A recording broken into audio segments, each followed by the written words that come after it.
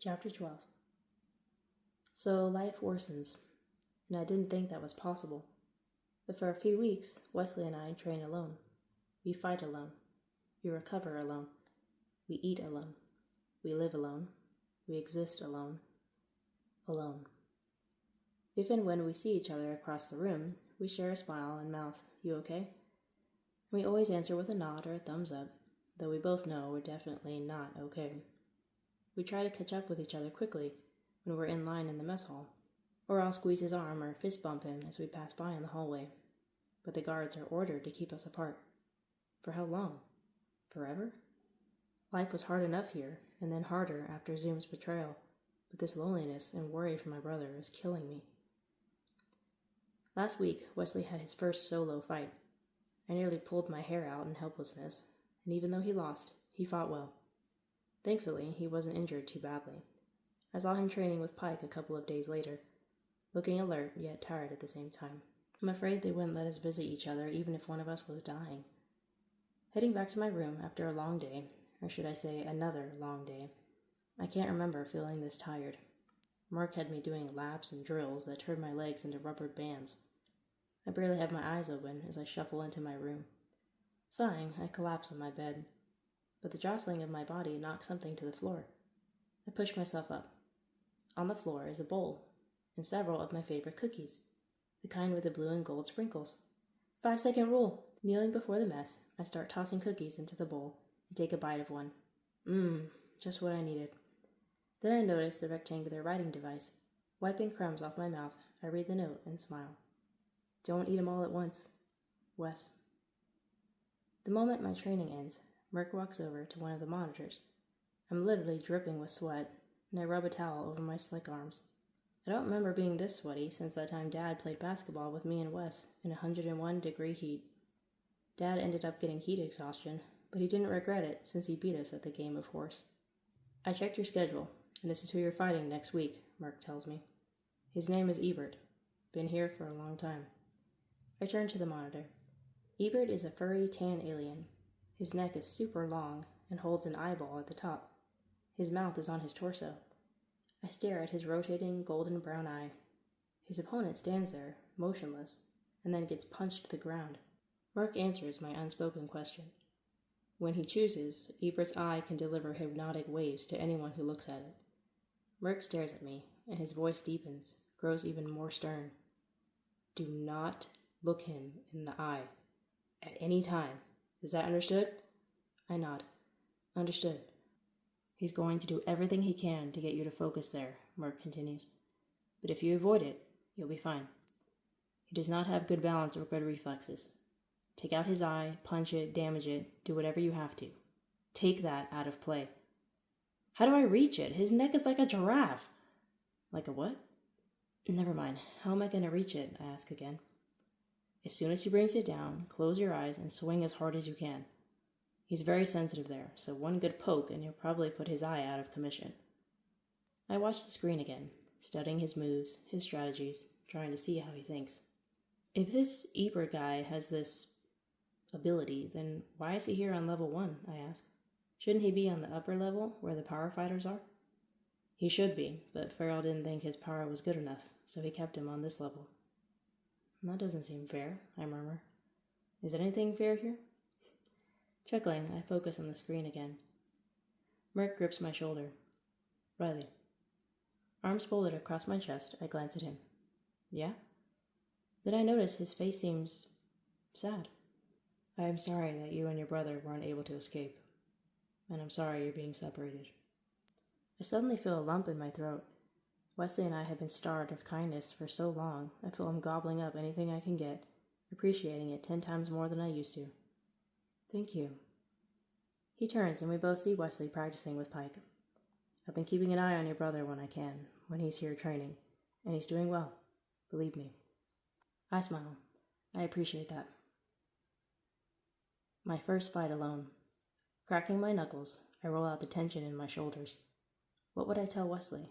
How would I encourage him? Deep breath, stay calm, remember your training. The only good thing about fighting solo is I'll anticipate every hit, because every hit will be for me. I won't be glancing to the left or to the right, checking on Wesley. The door opens. I walk out, appearing bold and confident while feeling small and nervous, while my heart feels like a stress ball. The crowd cheers, drinks sloshing in their cups. They're ready to party. I'm ready to barf. As I wait, I tell myself 1,000 times, don't look him in the eye. Don't look him in the eye. Don't look him in the eye. Yet the moment he emerges, I'm automatically drawn there. Then remember Merc's firm words and pull away, staring off to the side. It's hard, though. Dad and Mom always taught us to look people in the eye. It feels natural. Sure enough, as soon as the alarm goes off, Ebert starts moving his neck, moving his eye around. Keeping my gaze averted, I try to focus on his legs or his stomach or the floor. Then I hold up an arm, like I'm trying to block the sun. But he curves his neck downward, swinging it like a pendulum. The golden eye is so big, turning and spinning. I suddenly see colors. I'm frozen, staring as they shift and blend into each other. Whoa, it's mesmerizing. Ah! He slaps me back to reality, and I go down. My head hurts, but I shake away the dream. Grabbing me by the hair, he yanks me up and lowers his eye directly in front of me. Shutting my eyes, I try to fight back, but I only hit air. He lands a few solid, painful blows that knock the wind out of me. Sick of it, sick of defense, I go all in and start fighting offensively. Throw away any reservations or doubts. I aim for his deadly eye, but he swings it out of harm's way and keeps it out of my reach. So I just start punching and kicking, hitting his stomach and mouth several times. I'm zoning in on every freckle I have, every cut I've earned. I bob and weave, keeping him guessing. Merc was right when he said Ebert didn't have good balance or reflexes. But things can change so quickly in the arena, especially when your opponent has the ability to literally freeze you. Eventually, I'm on the floor again, and then I start to panic when he pins me down and starts choking me. The breath is leaving me so swiftly. I squirm and kick and thrash and dig my nails into his hands, but his furry fingers only tighten around my throat. I keep my eyes shut, knowing if I open them, I'll succumb to another daydream. Deep down, I know he's not going to kill me. He's going to simply choke me out, but it's still terrifying. Desperate, I feel myself thrusting my hands toward his face. And suddenly, a blast is set off. A blue-white fire seems to escape my palms, and he's thrown back. I gasp. The crowd gasps. What was that? Where did that come from? I push myself to my feet, unable to pull my gaze away from my hands. They're glowing. White bluish flames flickering off my fingers, pulsating with every breath. I feel a heat, an energy, a power burning and kindling in my veins. Frantically, I shake out my hands, trying to turn them off, but they continue to glow. What's happening to me? What have they done to me? My eyes dart upward when I hear a growl. Ebert's got a burn on his shoulder. Did I seriously do that to him? Snarling now, like a bull ready to charge, he races toward me, fist raised, eye dancing. My defenses kick in again. Turning away, I throw my hands out, and a huge blast is set off. I feel that energy escaping me, leaving me, rocketing straight at his chest.